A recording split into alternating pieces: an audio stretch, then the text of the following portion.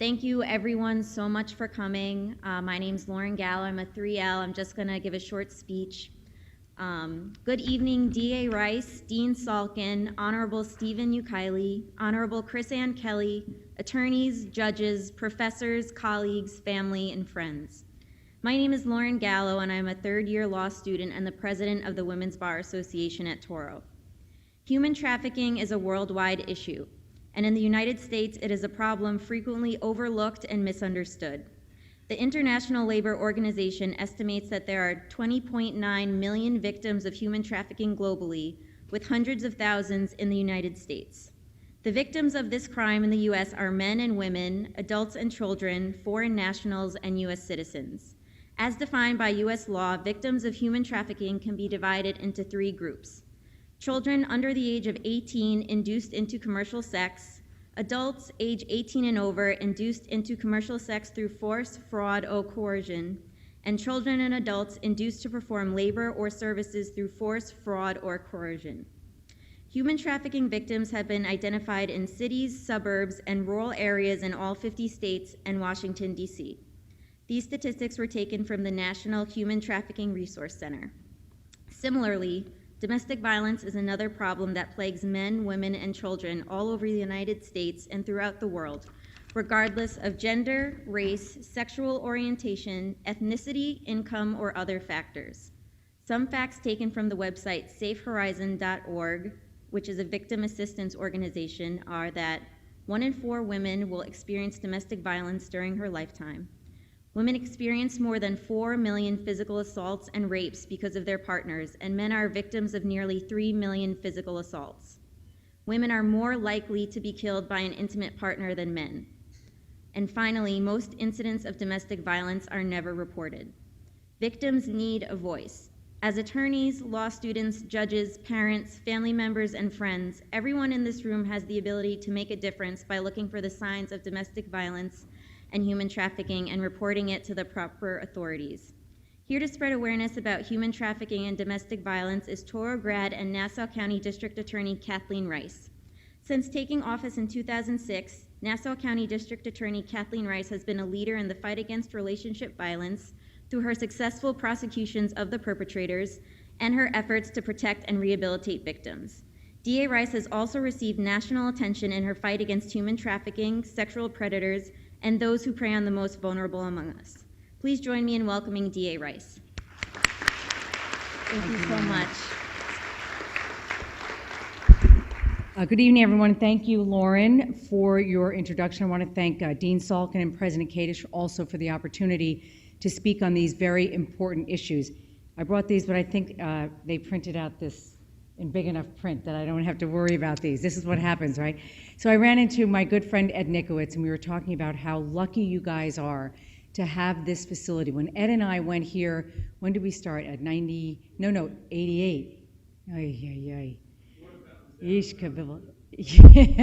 It was in Huntington. It was an old high school, right?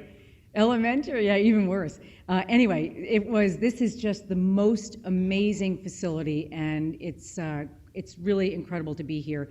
I want to thank the Touro Law Women's Bar Association, the Family Law Society, Amicus, and the Suffolk County Women's Bar Association.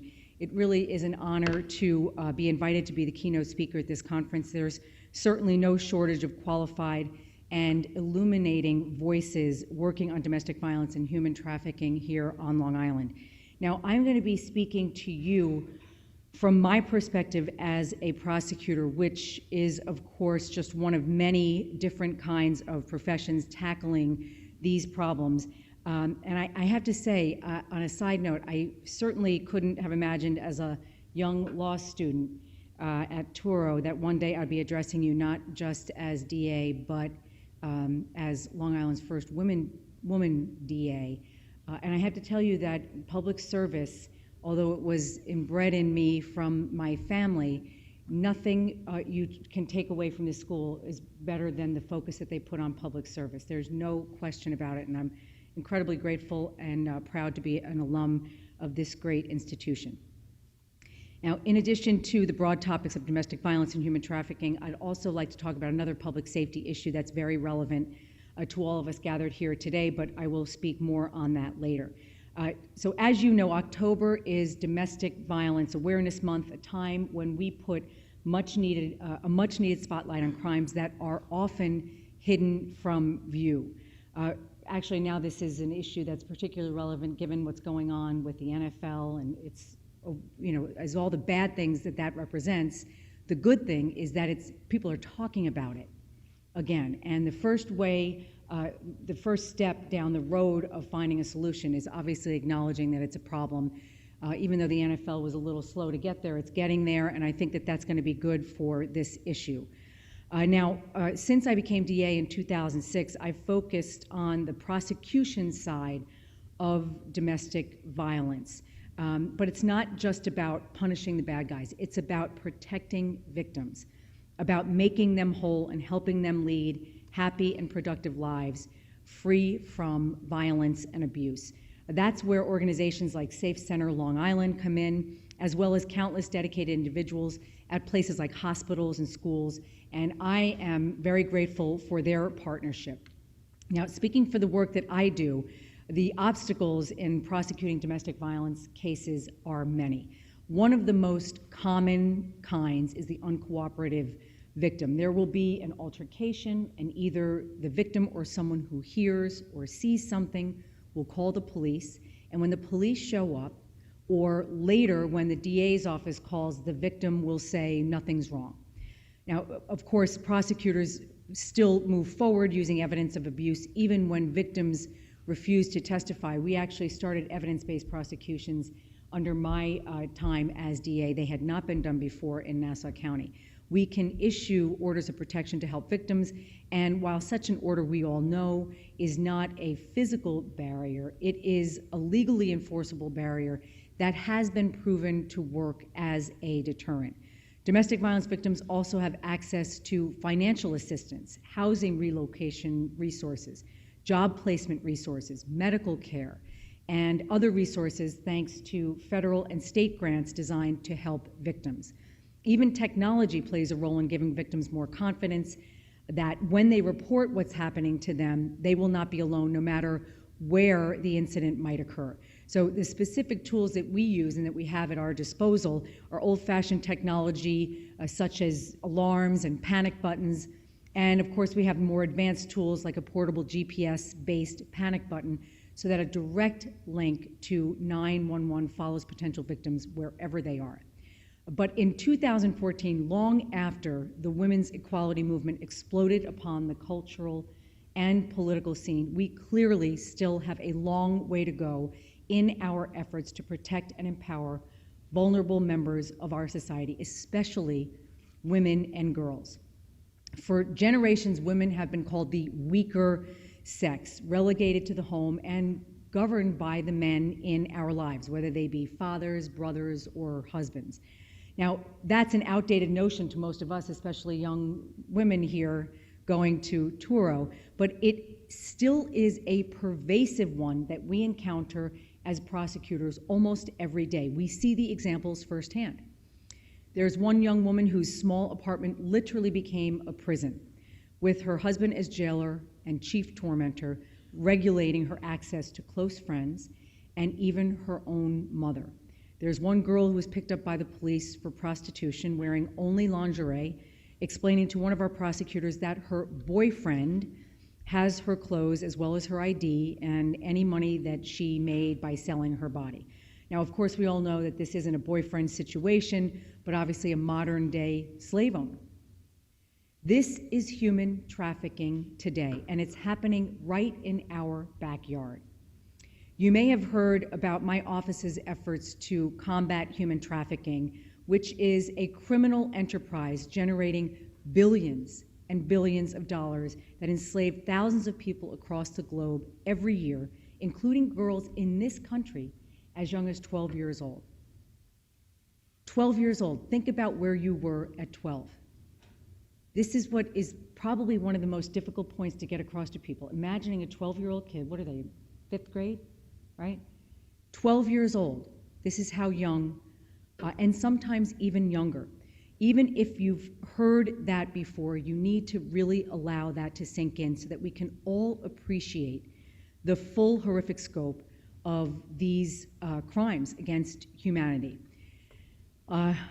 Literally, a 12-year-old in middle school probably haven't even kissed a boy yet at that point. And yet some of these girls at that age are already enslaved and forced to have sex, often multiple times a day, and clearly always, usually, abused as well. These are girls deprived of anything resembling a normal childhood or a future that would include school, a career, and often a family of their own. These are not just dreams deferred, they are dreams denied. So how do we know that girls as young as 12 are regularly being trafficked in this country, even right here on Long Island? It's really simple. We ask them. Every person that comes before us, we talk to. And it is not uncommon for a girl aged 15 or 16 to tell one of our prosecutors that they have been living the life already for 3 years or more. Now, do you think that a John who answers an ad on Backpage.com to meet one of these women in a hotel room know about the abuse, the enslavement, the denial of dreams that are her daily reality? Does he fully appreciate the integral role that his demand plays in the sexual enslavement of girls as young as 12 years old? The public awareness of what our joint sting with the Nassau County Police Department, you may have heard of it, we gave it the name Flush the Johns, was all about. Despite what you may have read in the media or from our critics, the sting that we did was a success on a number of fronts. First, the deterrent effect of these arrests is without question. If there is anyone in this room who thinks that there were not fewer people trolling the pages, Backpage and what's the other website that we put it on? Craigslist. The day after this sting, you're crazy. That's the deterrent effect. We know that for a fact. The recidivism rate in John arrests is also low. A middle-class professional with very much to lose is not going to risk it all again after getting caught once. And the prosecutions have been a success as a whole. We had 104 arrests in that sting. We have more than 80 convictions so far, with about a dozen cases still pending. Now, we did lose 4 trials. They were all bench trials. And in none of them, which I thought was curious, did the judge make any record when rendering the verdict. So we simply don't know what they thought was wrong with the case, which is unfortunate because these are important cases. And when there are bench trials, I think it's incumbent upon, no offense to judges here, Steve, to give the reason for why you are acquitting a defendant, especially in cases like this. The bench has at trial, which is another unfortunate reality, actually discouraged our prosecutors from using the term human trafficking, which makes no sense to me. Literally forbade the prosecutors from using the words human trafficking in the courtroom, which makes it hard for us to assert the real issue here, which is the broader crime behind prostitution that I know every single person in this room recognizes. But look, no matter what challenges we face, we're committed to awareness and to educating the public about the horrific crimes fueled by the demand for sex workers. We have to disabuse people from thinking that sex workers are Julia Roberts in Pretty Woman, right? Everyone's probably seen that movie. I mean, that's not reality. That is just not reality. Ashley Dupre is not reality. And yet these are the images that we have to overcome. We have to get the public to overcome in order for them to understand the true horror of what's going on here. And right now we are preparing to launch an education program to teach John defendants about the role that the demand they bring plays in human trafficking enterprises and what the lives of those mostly girls exploited by this multi-billion-dollar industry are really like. So if you've read some newspaper accounts in the past couple of months about what my office has been doing to tackle the demand that fuels human trafficking, one might come away thinking that this approach is wrong. One recent editorial called our John prosecutions an ill-advised stunt. But look, I would put the question to everyone here today. Does deterring, successfully prosecuting, and then educating the people responsible for fueling an illegal and dangerous trade really constitute an ill-advised stunt. If it were any other crime, I would venture to say that those words would not be used to describe what I just said to you. One of the problems I have seen in the discourse about this issue is the outright denial that human trafficking is a problem, either in general or right here on Long Island.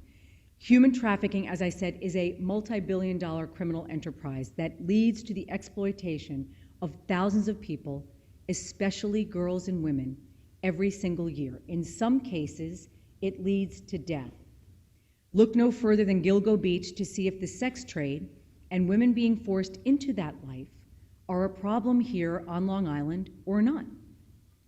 But the media doesn't have to take my word for it. All they have to do is talk to the advocates for the victims of human trafficking, the people who work trying to mend broken lives every single day, people like many of you here today. One recent article on our Johns prosecution quoted 4 critics of our effort. That was one article. Now, just take a wild guess how many advocates for the victims were quoted in that same article. The number is 0.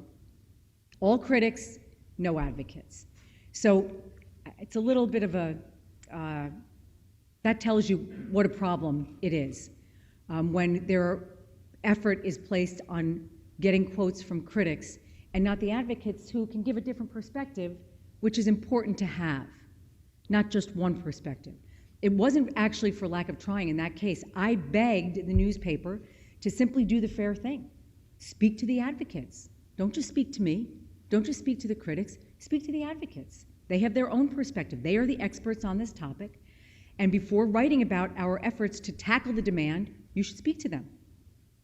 Don't just speak to defense attorneys and other critics who don't think that we should be prosecuting Johns. That's what this comes down to. Now, if they had been asked, those advocates would have told the newspaper that the effects of human trafficking in our region are all too real. That's why these advocacy groups exist in the first place. Those advocates would have noted that women exploited in prostitution are 300 times more likely to be killed and are reported to have a life expectancy of 34 years if they stay in the sex trade. Think about that, 34 years. Look, that's already 15 years. I already have 15 years. I can't believe it, but 15 years on them. That is the stark reality. Those advocates would have noted that these women and girls also suffer from PTSD at levels that equal or surpass those of war veterans. They would also have noted that that those most at risk are young women of color. They would have noted the story of an 18-year-old woman from the Bronx who was lured into the sex trade before she was even a teenager, and how she was repeatedly raped by her trafficker and by men paying for sex. Instead, this recent article was absent of those important voices, and that's just one example of the challenges we are facing in talking about this issue every day. It's getting people to understand that the problem actually exists when you have people in the media trying to convince people that it doesn't. Now, Judge Judy Kluger, who was a judge for 25 years, who's now the head of Sanctuary for Families, put it well in an op-ed that she got published in the Daily News just this weekend. I don't know if anyone read it. She said, anyone who thinks that prostitution is a victimless crime or a chosen profession needs a history lesson. Now, I understand why these kinds of cases make some people feel uncomfortable. Many of these defendants are well known in their middle class and upper middle class communities. They're very well known. They have jobs. They are husbands, fathers, working professionals, productive members of society, often with otherwise clean records. They look like anyone sitting near you here today, clean cut, well-dressed, with a well-paying job, college educated. These defendants don't fit the typical picture of a criminal, but by paying for sex, they're not just committing a crime. Knowingly or unknowingly, they are fueling an illegal trade that exploits vulnerable people and consigns them to a lifetime of physical and emotional abuse and trauma.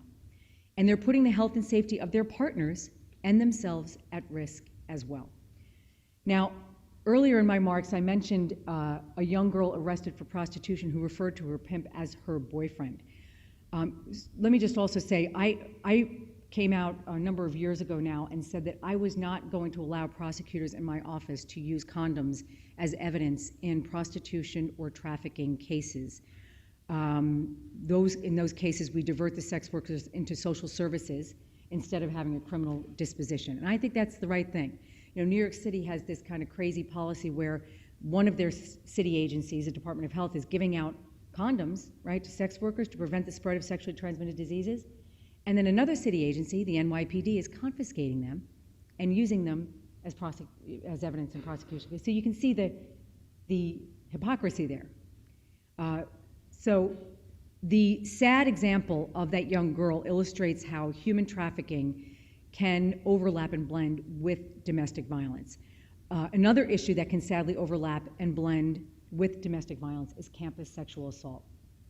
It's an issue that many people are talking about at college campuses across the country. Recently, Senator Gillibrand has made it one of her #1 cause. It's an issue that for too long has been just swept under the rug. Sometimes it's institutions of higher learning looking to protect their reputation in the increasingly competitive world of college admissions. Other times it's because the victim doesn't want to speak out because she's scared or unsure or embarrassed or just doesn't want to confront or relive the trauma. As prosecutors, we see this all the time. But there is no denying that the problem of sexual assault on campuses exists, often between people who know each other already, and at greater numbers than many people think. An estimated 1 in 5 women will be sexually abused or assaulted while attending college. 1 in 5 women. According to the U.S. Department of Education, thousands of criminal sexual incidents occur every year at campuses across the United States, with thousands more likely going unreported.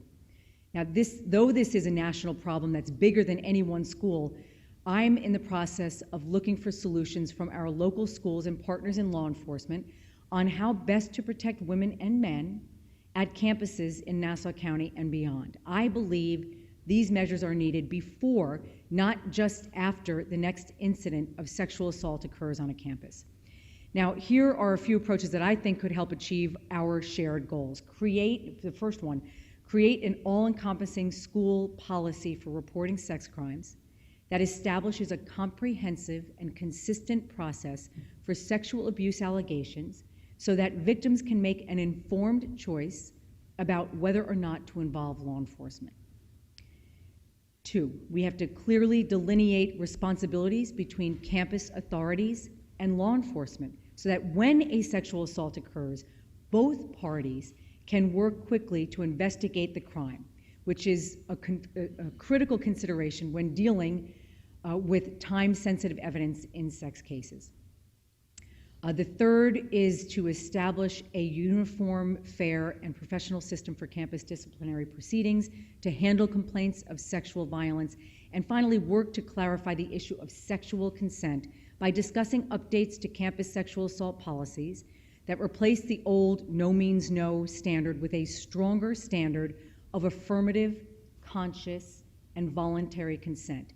Now, this is obviously a very complicated discussion, but it's one that many campuses are now starting to have. Now, earlier this month, Governor Cuomo announced a plan to institute a Sexual Assault Victims Bill of Rights, which is meant to be a system-wide training and education plan for students and school law enforcement for every campus in the State University of New York, or of the State University of New York, I'm sorry.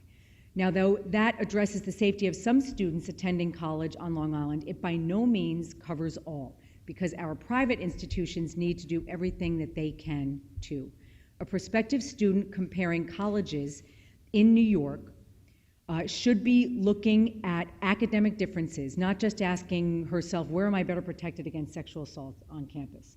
I mean, the fact that that should even come into consideration tells you where we are on that issue. Now, I'm looking forward to delving more into this issue to find out ways we can protect victims of sexual abuse and to keep everyone safe on campus.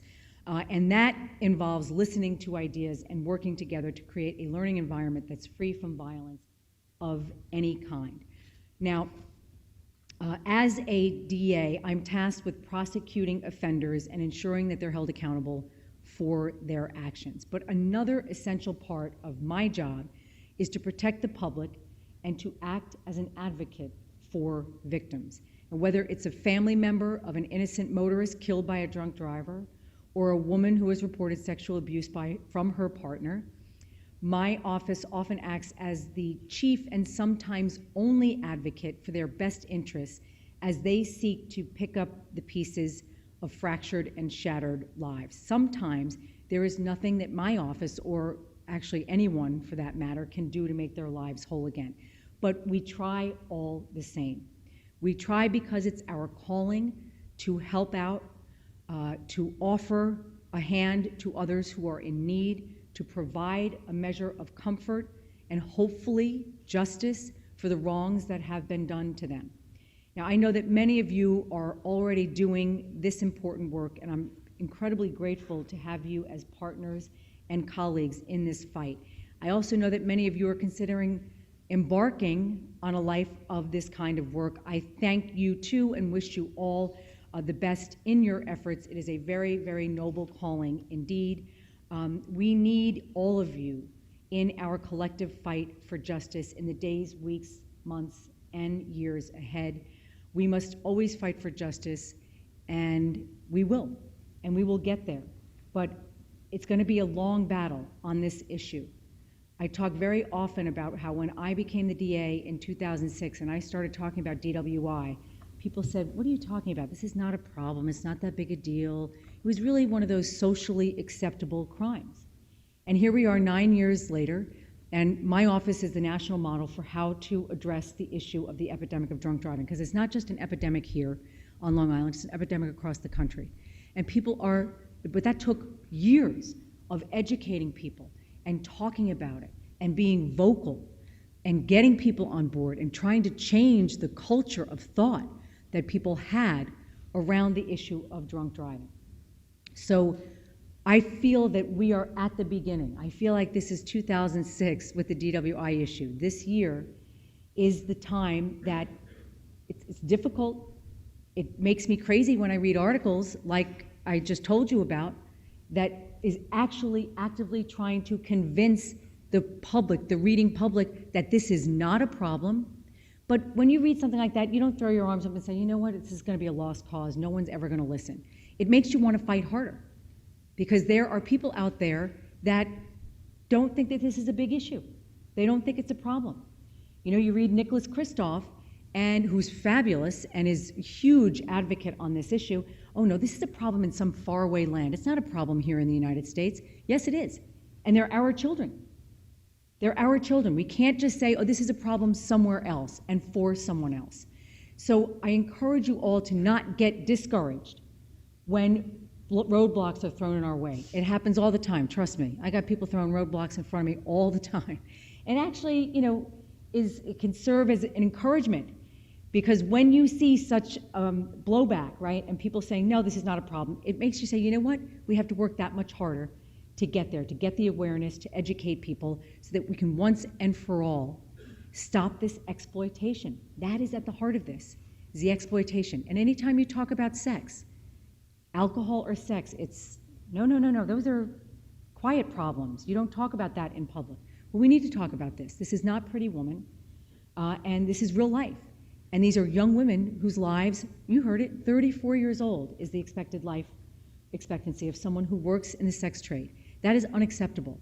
So please don't get discouraged. There are going to be bumps in the road, but we will get there if we all work together. I want to thank you all so very much, and thank all of the other presenters here today for taking part in this, and thank the Women's Bar Association again. Thank you.